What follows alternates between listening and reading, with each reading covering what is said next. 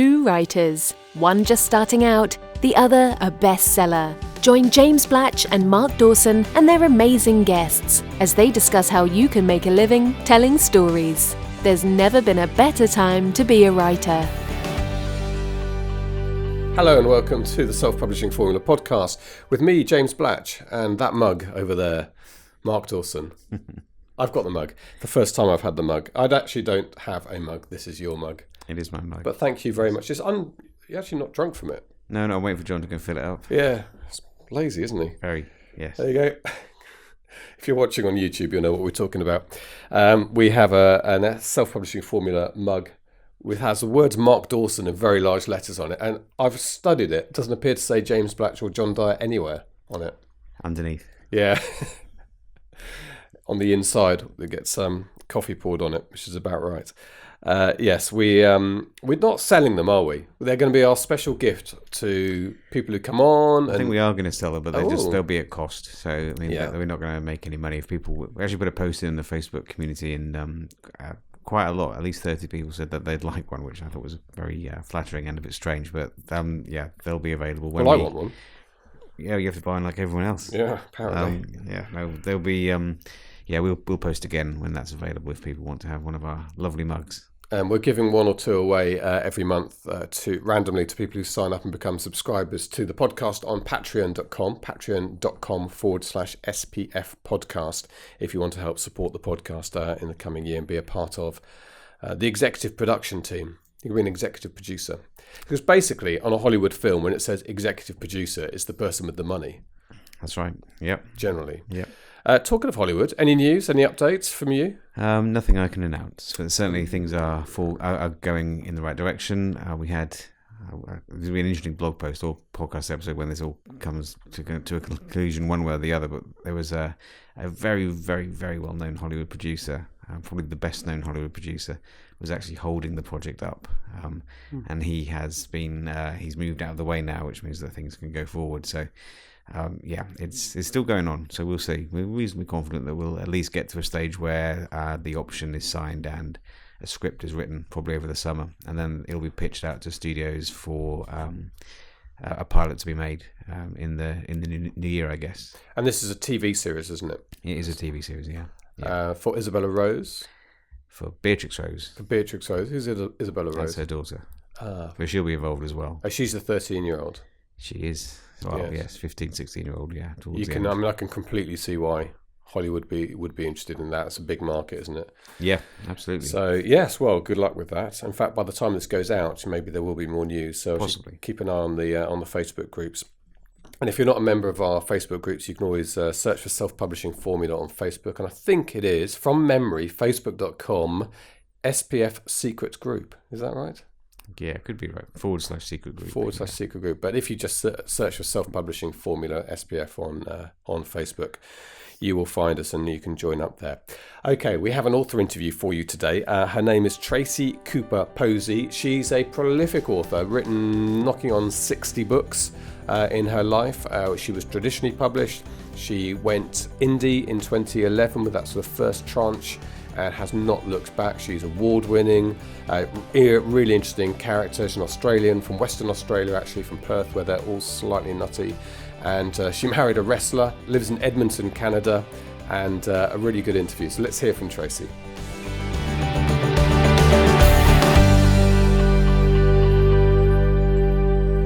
I was first published in 1999 after flogging my work for quite a while. I got picked up by two legacy publishers, a small publisher in Manitoba and another one that was one of the first online publishers ever, Hardshell Word Factory. And since then, I have been publishing fairly steadily, and I had a full-time day job right up until the end of 2015. So it was a bit spotty in years here and there. It got a bit tough. And I think tomorrow, as we're recording this, my 79th book comes out. So I've managed to squeeze a few in here and there. 79? Yes. And I'm on track. If I stay on track on schedule for this year, I should get 26 more titles out. That's incredible.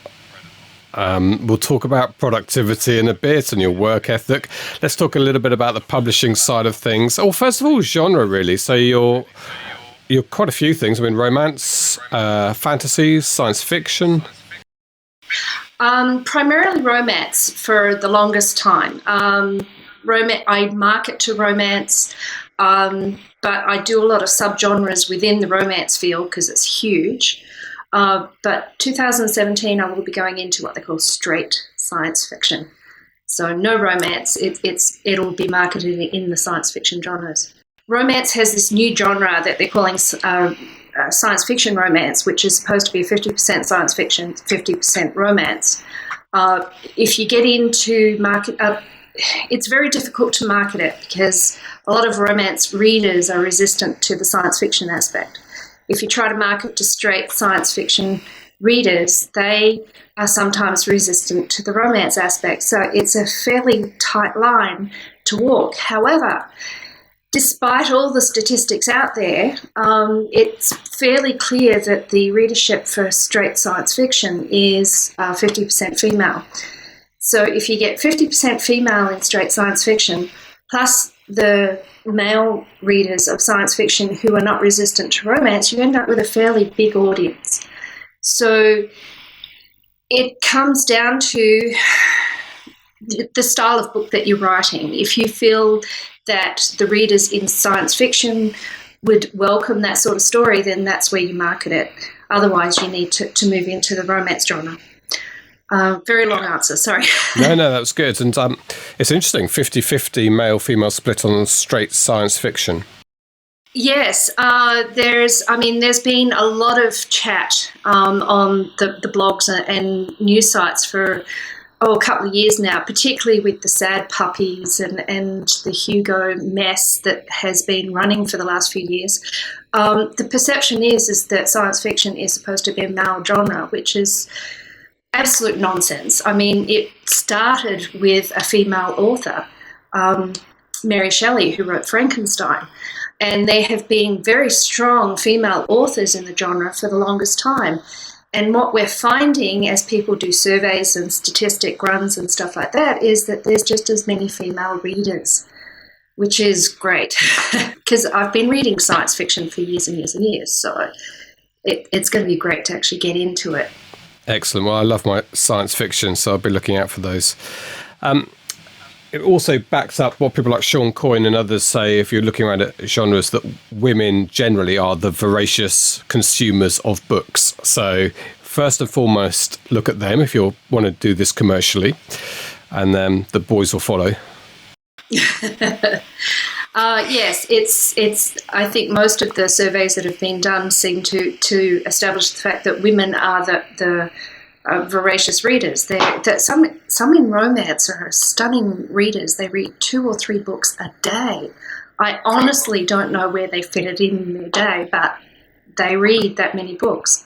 It's part of the function why the romance genre in particular is very, very price sensitive, whereas not so much in the other genres. Yeah, it has to be if you're going to read 3 a day. Tracy, I could tell from your Antipodean twang that you come from down under. Well, I say Antipodean. Of course, Antipodes to Britain is Australia. You're in Canada now.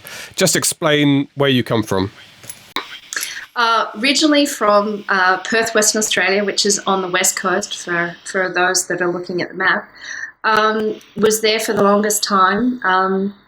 And in 1995, met a guy on what would become the internet. It was still just chat groups and stuff like that at that stage.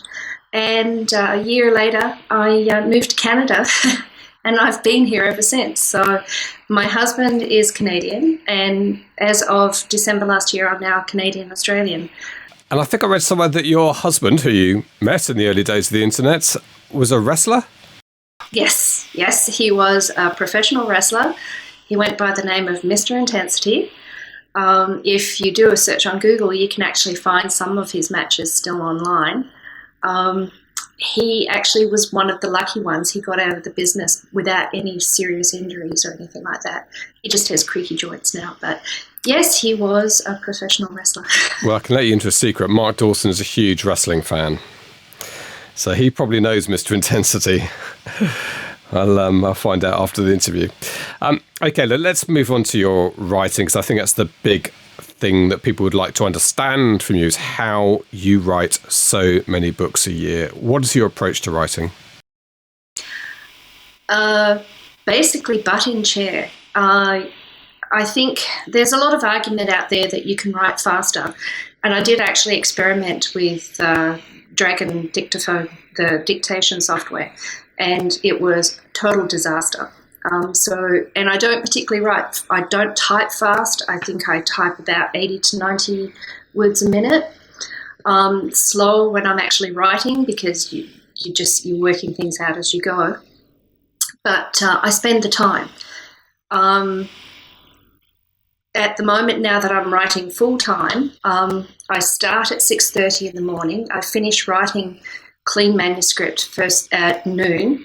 And in the afternoon, I do all the administration and the production and all the other stuff that goes along with indie publishing.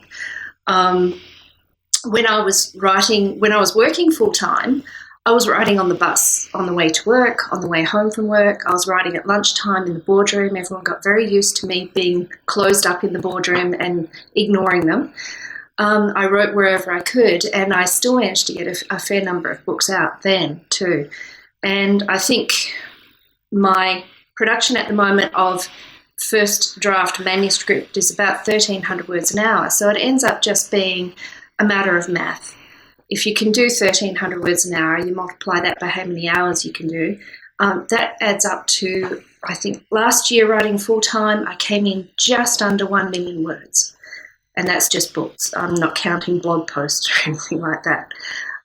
So yeah, it's a function of keeping your butt in the chair and keeping writing. The trick is getting into the chair. That's where I think a lot of people have problems. The excuses and the procrastination and the tricks your mind can play on you are just astounding. The number of things that can derail you and stop you from getting to the chair and actually writing, you have to keep working on those two. Yeah. But after that, it's really, you just keep yourself in the chair. It's sort of like taking off in a car. You start off very slow, first gear, you're cranking along, the engine's cold, it's not very good. But if you can just hang in there, I think around about the 20-minute mark, you kick up a gear. By 30, 40 minutes, you're into the story and nothing's going to stop you. And that's, if you can just hang in there that long, it all goes from there. Okay, I've got a few questions about that. So, funnily enough, I have been thinking about it for a while, and today I've actually just placed an order for the Dragon dictation software, but we'll see how we get on.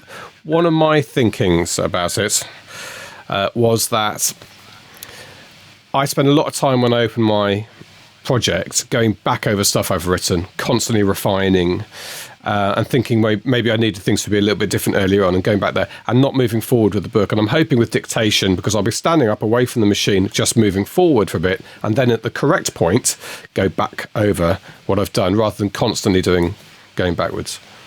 It's a trick that you have to learn. And one of the things, and I actually wrote 2 articles about dictation software that appeared on Night Owl Review's site in their magazine. One of them was when I was writing, I did a full book doing dictation.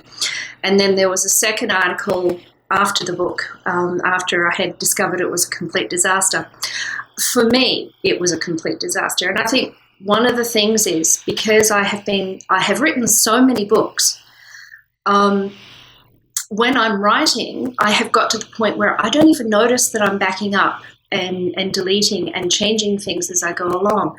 My brain is working a sentence or so ahead of me, but I'm still reviewing what's on the screen.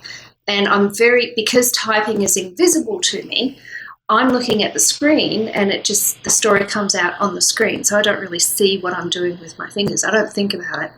So for me, who is so well established in our habits for writing, dictation was just awful. It didn't work for me. I got the hang of it at the end of actually the physical dictating. And yes, you can't go back. You've got to keep going forward. In that respect, it's great. But my writing voice is completely different to the way I speak. And that was the other thing, was that I sent the manuscript off nice and clean. It had no mistakes in it. But my editor sent it back and just went, oh, whoa, this is not you. I don't know what's happened, but this is just terrible. And I went through it after she did, and it took me 5 days to clean it up. I had really bad habits in there. I said but all the time. I think there was 600 buts in the manuscript that I had to go through and get rid of, and just really bad habits. So the 2 articles that I wrote for Night Owl Romance, reviews, basically I think for new writers, those that have not established their habits on a keyboard, I think dictation is the best thing that they could get used to. And I love the speed. I was getting, 6,000, 7,000 words an hour. It's just magical. If I could keep that up on a keyboard, I'd be a happy camper. But I unfortunately, it wasn't unfortunate. For me, it was a bit of a relief to go back to a keyboard because I no longer had to think about it. I could just go back to writing stories. For you who are at the beginning of your actual writing career, you may find it very useful, particularly if you can get the hang of it. Yeah, but we'll see. I mean, I certainly, when I've written stuff in the past, I mean, for my TV career, when you write reports and so on, I tend to walk around and think, and it comes out that way. I find it more difficult and plants it down. So we'll see how I get on with that.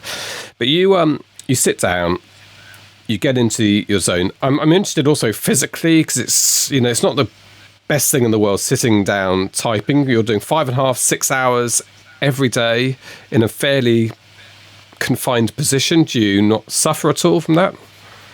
I do use a kitchen chair because I find that the executive chairs that you get for an office are too low, and that means that my forearms are in the incorrect position.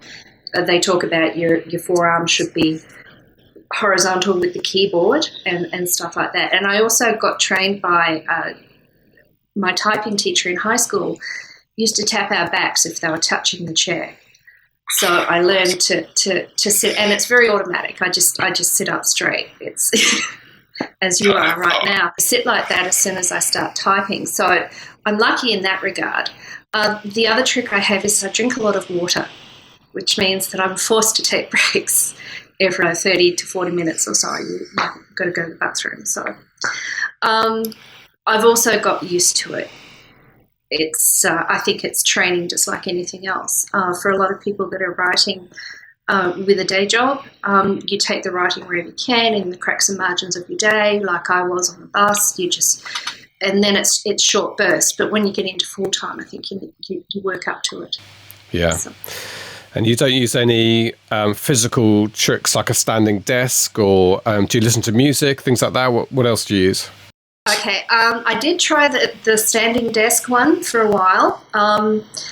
I think it has some very positive effects, but one of the things that I found was because I wasn't used to it, my feet were hurting all the time, and I became aware of the fact that I was avoiding the writing because it was an uncomfortable experience. So I thought, that's it. I got rid of the standing desk. I went back to sitting and making sure that I get up and move on a regular basis.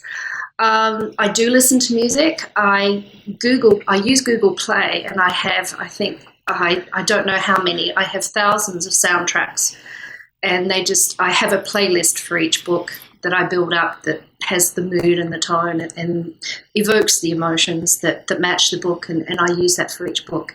So yeah, Google Play is my friend. Excellent. I guess some John Williams music was playing in the background too, in your science fiction stuff. Well, that's great. I'm full of admiration, and I think at the heart of it is your dedication and your work ethic.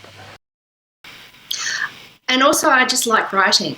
I think it's one of the keys. If you don't like the process, if you don't love writing, if you don't love storytelling, but you want to write a lot of books for whatever reason, then you have to find a way to enjoy it, or you're just going to be fighting your own instincts all the time. I love writing. I love stories. In fact, if you look at one of my books, the logo that I've developed for myself is "Stories Rule," and they do. I like writing books that I get a kick out of writing a book, plotting a book, and thinking, how am I going to make this fabulous for the reader? And I love putting little Easter eggs in and just writing a really good story that I know is going to have, well, the book that's being released tomorrow, for example, as I was writing it, I was having fun because I was imagining how much of an emotional ride the reader's going to get out of it, because it's book 5 and the end of a series, so there was a lot of stories wrapping up. I could do some fun things with that because it was the last book in the series, and I did. And the reviews are coming back sounding pretty good. It sounds like I got them exactly where I wanted to get them emotionally. So you've got to enjoy that process. If you don't enjoy it, it's just that much harder. Yeah, and work ethic. I think self-discipline, but that's what I was saying too, is if you can just sit down, get into the chair and stay there for a bit, it takes on its own life after that. So that really helps too. Yeah. Okay, let's talk about publishing. So presumably you were traditionally published for the first part of your career, which going back obviously to the late 90s. And at that time, were you working a job as well? Mm-hmm. Yeah. There was a small patch where I lost my day job for about 6 months to a year, and I had a severance check because of that. And I did try to write full-time for that period of time, but at that time I was doing pure legacy, and with all the inherent problems that come with legacy, including the stunted checks, I ended up having to go back to work. So basically, I've been writing with a day job right up until the end of 2015, which is when I quit. And the only reason I got to quit was because of indie publishing. That made the difference. That's amazing. So you had a traditionally published career that spanned how long? 35 books. I think my first indie title was March 2011, at which point I went, what am I doing in traditional? This is stupid. And indie publishing was made for me. It was quite an eye-opener because of the control freak. And also primarily because the control and the money, but that took a while to come in. I also had every day job that I'd ever had completely trained me for aspects of indie publishing. I worked with the world's biggest printer, so I got to know page layouts and how books were printed. I worked as a magazine editor, so I had the editing skills and could clean up my manuscript pretty well. I had worked, because of the magazine work, I was used to working with digital artists and cover designers and things like that. So everything that I had done in my day jobs life trained me for indie publishing. So it was like, as soon as I got the first book out, it was like, this is ridiculous. And I started working on getting all my traditionally published books back, getting the copyright back. How easy was that? Well, at the time I was, in 2011, at that stage I was purely publishing with Laura's Cave and their non-erotic imprint, which was Keratin Press. And they actually had out clauses in their contracts. They were very draconian, and it involved having to me personally tracking all my sales across a year and waiting until the book dropped down to under 100 units for the year. And for that, it was a 3-year process. I stopped marketing them. I stopped talking about them. I took them off my site. I didn't tell anyone about them. And I had to suck up the poor sales for all that time until I could ask for the books back. A period of reverse marketing. Oh, yes. Yeah. And it's a very slow process and you have to be very patient. But as it turned out, I got out of Laura's Cave just before it got very nasty. So it was sheer coincidence. I happened to get out because I had done the one title as an indie and just went, well, why would anyone go traditional anymore? So, very lucky. Very good. and you've got the control that you wanted, and you're finally being financially rewarded for all those hours you're putting in the seat. Yes, it's great. And last year was my big experiment year to see how it would go full time. We paid all the bills. So this year we're ramping up. I'm trying to get more titles out. I'm trying to bring the income level up so that my husband can quit his day job as well. He's currently helping me with a lot of the promotion and advertising and things like that. So if we can raise the monthly income up enough, then he'll be able to join me full time as well. And then it'll be a real business. He's not still wrestling, right? He's not still wrestling, no. He's doing a very boring day job. Okay. What are you doing marketing-wise? Well, we try everything. In fact, we learned about self-publishing formula through Mark Dawson, who does the Facebook advertising course, which we did. I say we collectively, but Mark is the one that actually does that course. We've done all sorts of things. I think the big one that made the huge difference for us was we set up the newsletter properly, which I had played around with in the past, and I was sort of doing a little MailChimp thing. But we really got serious about bringing the numbers up on the newsletter, and that made the difference. That turned the corner for us. So I think we started in March 2015. By December, I quit, and that's how much of a difference that it made was getting that newsletter up and running. So wow. We do. I always write in series. So the first book in the series is free. The second book, if they sign up for the newsletter, is also free. Otherwise, they can go through the rest of the series. I make sure I spend a lot of time with my backlist making sure that the channels are in place. So once a reader gets invested in the series, then they get walked through book after book after book. I keep working in series. I will continue to do so because they work extremely well. We do advertise the free books and the first book in series. We don't tend to do the others so much because they're not the draw. The draw is getting them into that first book, so that's what we focus on. Because when you talked about getting the newsletter sorted out, you had a list to start off with, or was that the point at which you started building the list? I had, I think, maybe 800 people. I hadn't focused on it because when you're in legacy publishing, they really don't push newsletters. It was all, you had to have a social network, you had to have a social platform, and you had to be out visibly promoting the book. But none of those ways work. I don't think they work particularly well for legacy. They certainly don't work for indie because the big issue with indie is discoverability. And I find that with indie, you're better off giving the reader a chance to, well, as long as you're out there where they can find you, give them a chance to sample your work. I think of this as a consumer myself. If I can find out if they're any good before I commit money, then I'm more happy spending the money on a new brand if it's new to me. So that's how I work with readers and my books. I try to give them a good chance to get to know my work, and then they're more happy about spending money on the titles later on in the series. Yeah, investing in that sounds a really good way of doing it.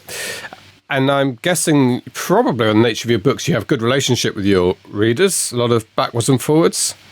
Yes, huge. I developed a street team. Would have been about a year ago now. We have a secret group on Facebook. I chat with them by email. They're all very good friends, although that's something we don't tell Amazon, so they start deleting reviews or anything like that, which is why the group is secret. We all chat on Facebook a lot, and I get to know them. I also get a huge amount of feedback. It's quite bizarre. I have a blog. I get no comments on it. I can put a post out there and it's like crickets chirping. But if I put a newsletter out, I'll get inundated with emails coming back talking about reacting to whatever I put in the newsletter. And I get a little bit chatty in the newsletter and I'll give them gossip. And all my readers know who Mark is. they've all seen him in his wrestling tights. So it's sort of a community, and I've deliberately tried to build it that way right from the get-go. Jeff Goins, a long, long time ago, had a book out there about building your tribe, which I had at the time, and I don't think it's no longer available. But the general philosophy is a good one. And I think the biggest influence in that regard for me was Kevin Kelly when he brought out his 1,000 True Fans. I think it was 2007 he brought that out, and he seems to have been a visionary, because that's how it's working out for everyone in the indie publishing field, is they're building up their readership. Yeah, and that was incredible, because that's really just before the main revolution, and realising now 1,000 core fans, that's a fantastic base for an indie career. Yes, it is, and it does work. And this is one of the really interesting things, and this is why I think he's a visionary, because he is right. He was right all the way down the line. I'm not a name. I've never been on a major bestseller list. I have, nobody would recognise me unless they've actually read my work. And I'm not an outlier. I haven't gone off like the Adam Crofts of the world and sold millions, just off a few Facebook ads and things like that. I've never had a breakout book. All I do is put my books out there, write the best I can, entertain my readers. And because of the indie publishing platform, which lets me talk directly to readers, and with my newsletter, I have a career. I get to write full-time, just doing what I love, writing books. They pay me for this. This is, fabulous. And all of that is because I have a tribe. I have my readers who are very loyal, and they support me, and that's great. And I think, so I consider myself kind of a mid-list indie author, if there is such a thing. I'm not up there. I'm not on, peaking or anything like that. I'm just chuffing along, doing my stories, and everyone enjoys them, and I get to do it for a living. Well, your peak's ahead of you.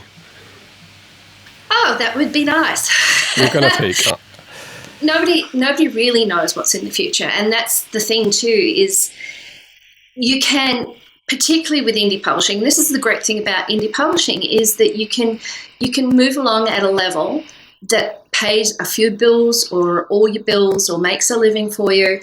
And I mean, I'm not rolling in cash or anything like that, but I get to do it full time for a living, and that's great. But if a book does break, all the other books, like all 75 or 80 of them, or however many I have out at that stage, they're all going to rise at the same time.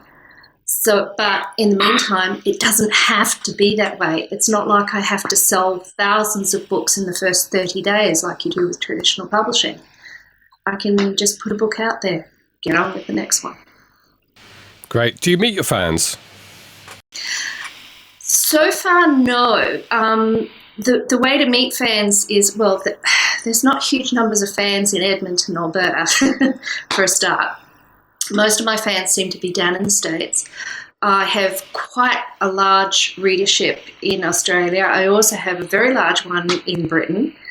But going anywhere is horribly expensive travel-wise. And with Mark tied down with his day job at the moment, we have to pick our locations. But we are planning on going to England maybe next year for the London Book Fair. And 2018. 2018, yeah. So we may end up setting up. I'll talk to my street team who are in Britain, and I have quite a few street team members in Britain, and see if we can set something up there. So the intention is we'll travel and we'll just catch up with fans where we go. Maybe at a convention, maybe not, but we'll get there. Yeah, one or two authors have taken this a bit further, haven't they? We're having kind of weekends. I think Marie Force, does in Rhode Island, does some things where everyone's invited down. Yeah, Kevin J. Anderson, apparently he is like the street team king. His street teams have conventions. If he goes to a convention himself, they've got everything set up for him. His street teams are just to die for. I think they're the ultimate level. They're a good thing to strive for. But I haven't got nearly as many street team members as what Kevin J. Anderson has. So at the moment, we're still getting to know each other and figuring things out. Most weeks we're still trying to figure out what Amazon wants with reviews because they're changing constantly. We'll get there. I think Kevin J. Anderson is a great example of what you can do with street teams. But also when you're an indie publisher, you've got a time factor there too. You can't do everything. I mean, if you were to do everything that everyone says is a really great idea, you'd never write anything. And for me, writing the books is the priority. So in time. Yeah, well, writing clearly is what you do well. You've got a fantastic catalogue of books. I'm excited about the next couple of years, your science fiction, and now that you're getting your teeth properly into the indie marketing, I'm feeling big things are ahead. Well, thank you. That would be nice. But even if the big things don't happen, I've still got a very nice career. Thank you very much. Yes, you I do love doing what I'm doing, so it's great.